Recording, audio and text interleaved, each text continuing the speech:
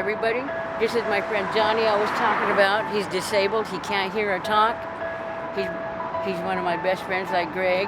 Everyone kind of knows the homeless are there, something they experience, but it's not something they become real intimate with.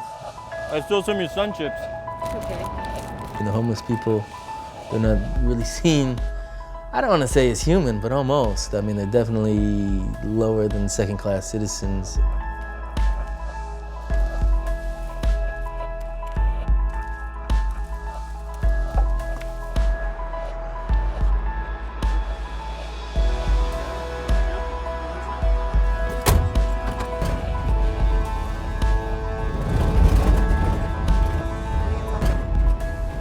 This is a part of West Oakland that's kind of ideal for dumping and whatnot.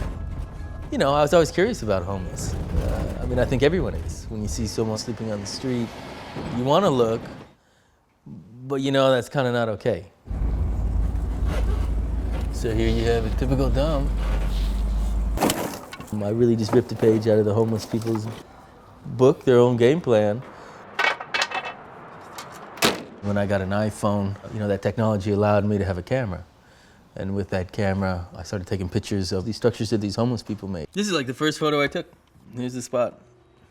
I really started liking them. I really started seeing the ingenuity of people. I really got to know the homeless, not just the people, but their lifestyles a little bit more. And then that kind of developed into a book. Homeless Architecture is what I called it. And look what they're taking and look what they're doing with it. You know, it's so little, but actually it's really making their life. That's what they're living off of. I said, hey, I want to make my own home. I want to source material from the street. Could I build a home in one day for no money?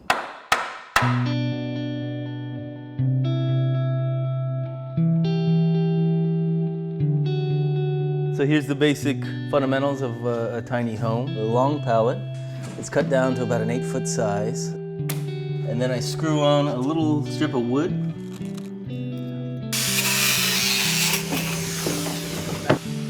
Two pallets compose the walls. And on top of that is just a futon frame. First one, I collected a bunch of stuff, brought it back here to my shop.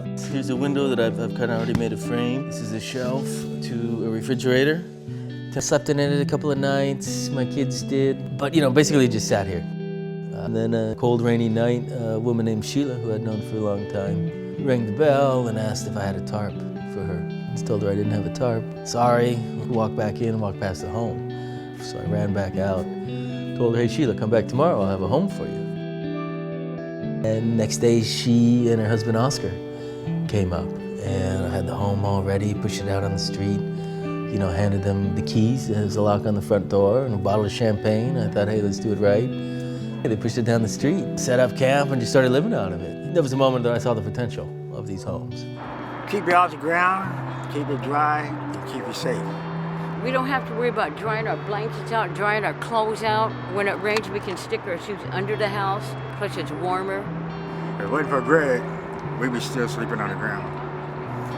He got a big heart. You know, one thing, my neighbor, he always says I'm laughing when I'm working. Because usually, you know, I'm having a good time. And I'm laughing at kind of the ideas I get when I look at something. Sometimes I'll just pick something up and not have a plan for it. You see these people living on the street, dead of winter, rainy, no food, wet, and they don't complain. And then you see someone with a home and job and a bunch of money, and they're always bitching. You know, they're always complaining about something, and something isn't right, or this or that. A lot of the people that I run across, a lot more enjoyable to hang out with. Another window. Yeah. You have to ask what is a home and what constitutes a home. Here's one of my homes. You know, it's really put me in tune with the homeless. I mean, now I see them as people. How's the house holding up? No leaks? No leaks. You know their name, I know their story, I know where they come from. I feel comfortable going up, chatting with them, just hanging out as a person. I've been out here a long time, about close to 15 years. It's better than building a hut. It's home. It's home.